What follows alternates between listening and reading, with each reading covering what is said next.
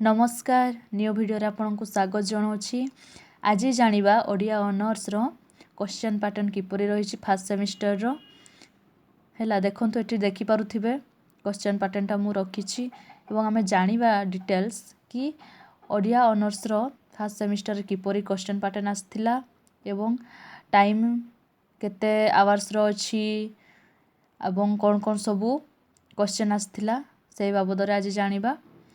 ताले चलंतु स्टार्ट करवा वीडियोटी को। एटा होची 2021 रो क्वेश्चन टा।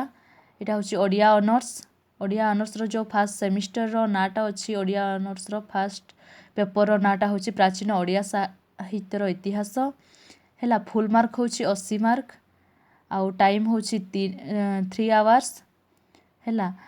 माने एई तांकर फुल मार्क टा 80 मार्क कहीं ना मिड टर्म टा से माने 20 मार्क रो देई थांती। एथि पई एई जो सेमिस्टर टा देबे से माने सेटा 80 मार्क रो देबे। ताले चलंतु वीडियोटी को आमे स्टार्ट करिबा। नंबर 1 जे कोनोसे 10टी प्रश्न रो संक्षिप्त उत्तर दियो हैला। एठी दिया हैछि क्वेश्चन सबु सेथि मधुर जे कोनोसी 10टी प्रश्न रो उत्तर देबे आउ एटा लेखा हैछि 2 into 10 माने गोटे को 2 मार्क लेखाए 10टी प्रश्न रो उत्तर देबे। ताले चलंतु प्रश्न गुडी को कोन कोन रहिछि। कोरे होछि चर्जा गीतिकार आविष्कारक किए। खरे होछि चर्जापद रचना करिथिबा 2 जण कविंकर नाम लेख। गो होछि संध्या भाषार अर्थ कोन।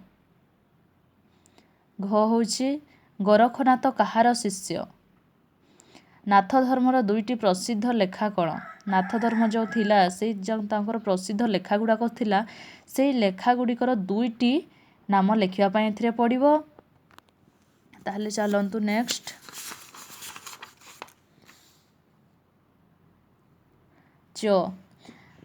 सारଳାଙ୍କ मूल नाम कोन थिला।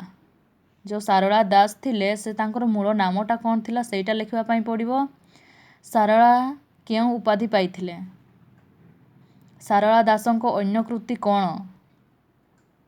सारଳା महाभारतर पद संख्या केते। ए जो सारଳା महाभारतर पद संख्या थिला ना से पद संख्याटा एथिरे पचारा हिछि जे महाभारतर पद संख्याटा केते।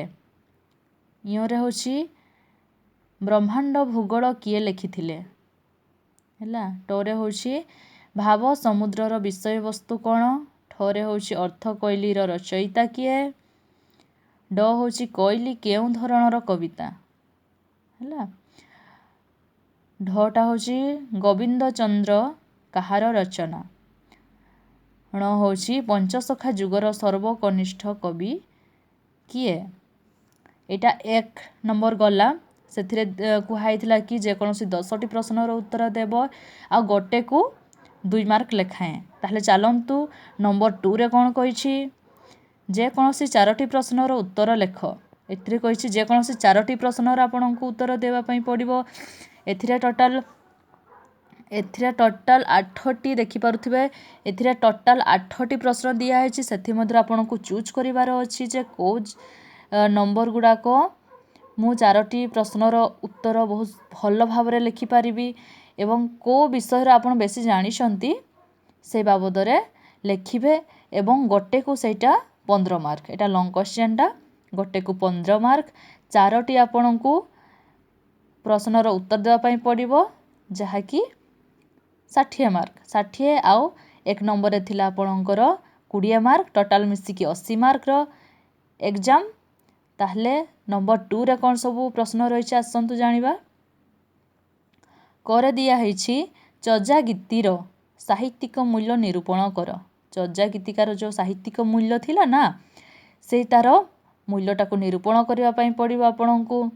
बा नाथ साहित्य संपर्क रे निजस्व मत पोषण कर। नाथ साहित्य विषय आपन कोन जानिछंती आपनकर निज भाषा बा निज जेतिकी जानिछंती सेई नाथ साहित्य विषय रे आपन निजर मत पोषण करिवे। गो होछि सारଳା साहित्यर सामाजिक मूल्य निरूपण कर। सारଳା साहित्य जो सारଳା दासंकर जो ସବୁ ସାହିତ୍ୟ ଥିଲା ସେ ବାବଦରେ ଆପଣଙ୍କୁ ତାର ସାମାଜିକ ମୂଲ୍ୟଟା କ'ଣ ରହିଥିଲା ସେହି ବିଷୟରେ ଆପଣମାନେ ଲେଖିବେ। ଘ ହେଉଛି ଭାଗବତର ଲୋକପ୍ରିୟତାର କାରଣ ନିର୍ଣ୍ଣୟ କର। ଯେଉଁ ଭାଗବତ ଥିଲା ତାଙ୍କର ମାନେ ଭାଗବତଟା କେତେ ଲୋକପ୍ରିୟ ହେଇଥିଲା ସେ କାରଣ ସବୁ ଏଥିରେ ଲେଖିବା ପାଇଁ ପଡ଼ିବ ହେଲା। ଏଇଟା ଘ ଗଲା। ଦେଖନ୍ତୁ ରେ ମଧ୍ୟ ବି ସେମିତି ଦିଆହେଇଛି। ନମ୍ବର ହେଉଛି ପଞ୍ଚସଖା ସାହିତ୍ୟର ବୈଶିଷ୍ଟ୍ୟ ନିରୂପଣ କର। ପଞ୍ଚସଖା ସାହିତ୍ୟ ସବୁ ଥିଲା ଏବଂ ସେଇ ପଞ୍ଚସଖାର ବିଶିଷ୍ଟଟା ନିରୂପଣ କରିବା ପାଇଁ ଲେଖା ହେଇଛି। ଆପଣମାନେ କରିବେ। ପଞ୍ଚସଖାଙ୍କ ଉପରେ ଶ୍ରୀ ଚୈତନ୍ୟଙ୍କ ପ୍ରଭାବ ନିଜ ଭାଷାରେ ବୁଝେଇ ଲେଖ ହେଲା। 6 ନମ୍ବର ହେଉଛି ଅଚ୍ୟୁତାନନ୍ଦଙ୍କ କବିତା ଆକଳନ କର। ଅଚ୍ୟୁତାନନ୍ଦ ଯେ ଥିଲେ କି ତାଙ୍କର କ'ଣ କ'ଣ ସବୁ କବିତା ସେ ଲେଖିଥିଲେ ସେଇଟା ସବୁ ଆପଣଙ୍କୁ ଲେଖିବା ବା ଆକଳନ କରିବା ପାଇଁ ପଡ଼ିବ। ହେଉଛି କବି ବଳରାମ ଦାସଙ୍କ କବିତ୍ୱ ସମ୍ପର୍କରେ ସଦୃଷ୍ଟାନ୍ତ ଆଲୋଚନା କର। କବି ବଳରାମ ଦାସ କ'ଣ କ'ଣ ସବୁ ସେ କବିତା ରଚନା କରୁଥିଲେ ସେ ବାବଦରେ ଆପଣମାନେ ଲେଖିବେ। ନମ୍ବର 2ରେ ଏଥିରେ ଟୋଟାଲ୍ 8ଟି କ୍ୱେଶ୍ଚନ୍ ଦିଆହେଇଛି ଆପଣଙ୍କୁ। ଆପଣ ଏଇ କ୍ୱେଶ୍ଚନ୍ ଗୁଡ଼ାକ ପଢ଼ନ୍ତୁ ଆଗ, ତାପରେ ଆପଣ ନିଜେ ବିଚାର କରନ୍ତୁ କି ମୁଁ ଏଇ ବାବଦରେ କେଉଁ ପ୍ରଶ୍ନର ଉତ୍ତର ମୁଁ ବେଶୀ ଭଲ ଭାବରେ ଦେଇପାରିବି, ବହୁତ ଭଲ ଭାବରେ ଲେଖିପାରିବି। ଆଉ ଗୋଟେ କଥା ମୁଁ କହିବା ପାଇଁ ଚାହିଁବି କି ଆପଣ କୌଣସି କ୍ୱେଶ୍ଚନ୍କୁ ଛାଡ଼ନ୍ତୁ ନାହିଁ। ଯେ ଯାହା ବି ଜାଣିଛନ୍ତି ଆପଣ କ୍ୱେଶ୍ଚନ୍ର ଆନ୍ସର୍ ଦେବା ପାଇଁ ଚେଷ୍ଟା କରନ୍ତୁ, ଯାହାକି ଆପଣଙ୍କୁ କିଛି ନା କିଛି ମାର୍କ ମିଳିବ ହିଁ ମିଳିବ। ଚାଲନ୍ତୁ ଆଜିର ଭିଡ଼ିଓ ଏତିକିରେ ଏଣ୍ଡ କରିବା।